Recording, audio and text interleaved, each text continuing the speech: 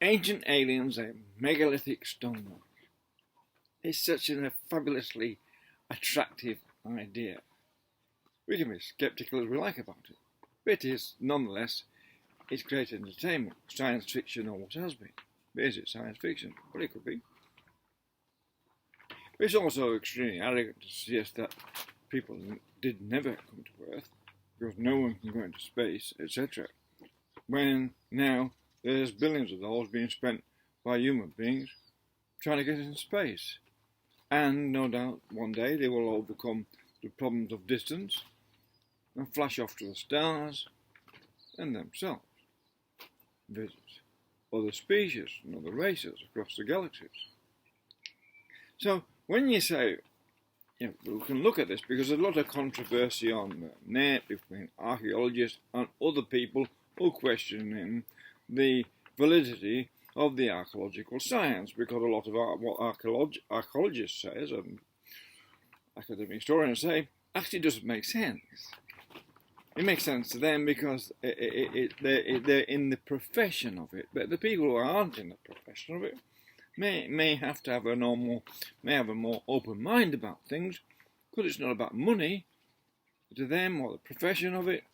It's about having an interest in it, and it's fun to have an interest in all the megalithic structures, all the giant stones. How did they move them? Were there really giants on Earth? Did the giants come from space? Well, let's look at that from purely fun aspect of it. Fun. Take everything too seriously, it gets bogged down in diatribe, it starts to get snipey and pernicious, and then it loses its fun. And without fun in science, it becomes extremely corporate and boring, and then it becomes extremely orthodox. So let's have a look at we read about giants in the Bible, and there's certainly no one can answer, whoever these archaeologists are, academics are, no one can answer how anyone moved stones that weighed hundreds of tons from one place and placed them up on a wall. It's one of those things that defies answers. You can be an engineer. I was an engineer and a mason in every industry, and we moved some heavy stuff, but I know how to move heavy rocks, heavy stones, but nothing over a ton or so. But how we lifted those was through suction and counterleaving, and we moved them into place, which suggests how they moved the stones in the pyramids. But that's one aspect of that. But how they shaped some of these stones, like at Cusco and Pumapunka, most fascinating place on Earth, without any doubt, is a total mystery. It's a mystery. How to move them. So let's speculate on the idea of giants on the Earth, of men with phenomenal strength and amazing technologies that we can guess at. We can have a look at ultrasound and there's frequency modulations or stuff like that. How does it work if you interfere with the frequency or connect with the frequencies within a stone? Does it allow then some sort of changing that frequency so it can be moved? It's a reasonable question. It means if you can move stones without heavy lifting equipment, you certainly can build buildings far more economically. But other than that, what about the idea of giants lifting big stones? Well, if a person, giant, came from another planet which was larger than Earth, she had greater gravity, and more atmospheric pressure, we can assume, then that person, when they came to Earth, would be far stronger than the average Earth person. Because there'd be less gravitational force upon them, less air pressure on them, and lifting big stones might be easy for them. It might be a totally different mindset. It's really arrogant for one person, no matter what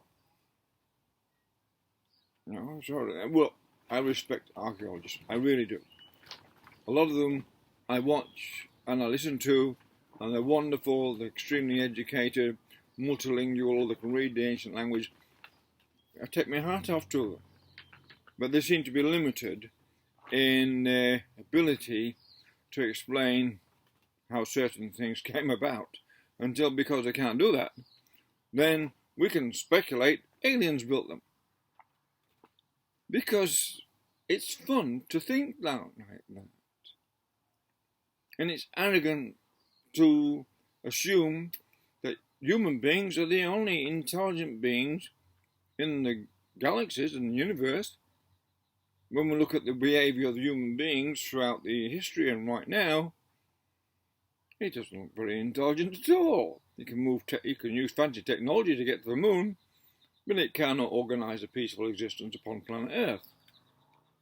So maybe it does need an alien to come down occasionally to bring back order. Who knows? We'll never really know, or we may one day find out. But the thing is about the big stones is, it's one of the things where it may as well be aliens. Stones at Belbeck, hundreds of tons. Oh, we moved them with ropes, did we? I want to see that. I want to see one example by archaeologists, by academics, by orthodox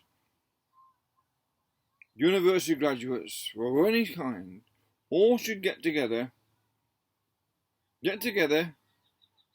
forget their egos, sit down, work it out, once and for all, how they did the stones at Cusco, the multi-angular stones.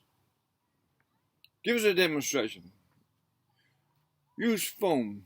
If you can use it, if you can't, we don't want to shape the stones. Use styrofoam blocks and show us, by using styrofoam, you can cut that, or some soft sort of stone, cork or whatever. You can cut that, show us using styrofoam how they cut the blocks at Puma Punka, the technology to get the geometric tools, the templates, because you need a template to make a stone a certain shape. You also need a plan. You need to make a plan.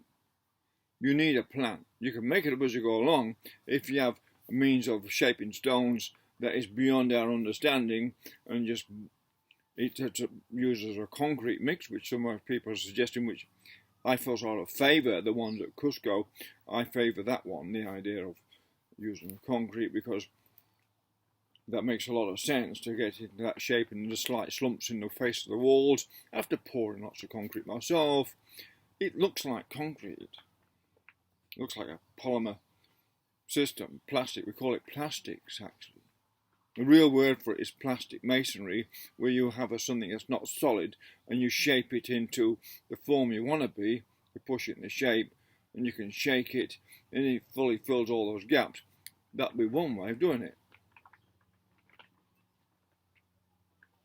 But until the archaeologists in the Orthodox Academy can come up with an explanation for H blocks at Puma Punka and the stones at Cusco and many other extremely massive sarcophaguses we find around Egypt, where weigh hundreds of tons, or 70, 80 tons, with the lids what are perfectly cut without diamond saws. You can cut a block straight through without a diamond saw, with a chisel. Really? With a chisel, any rubbing stone, you can make extremely hard material and split it perfectly. Look, the fact is, whoever made these things were alien to us.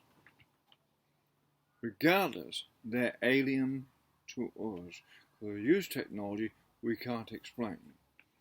Until we can, it's alien to us. So they're, in a way, they're aliens to us. And what does alien mean? If academy seem to be getting worried about people going around and asking questions, questioning their authority. There is no authority on all of this archaeology, other than some of the languages and some authority in some of the historical context, etc., etc. But when it comes to the building materials, there is no authority, as we can see just yet, on that. It may as well have been giant aliens come from a different planet which was bigger than ours, so they had a lot more strength and moved the rocks around because they're a lot lighter than them.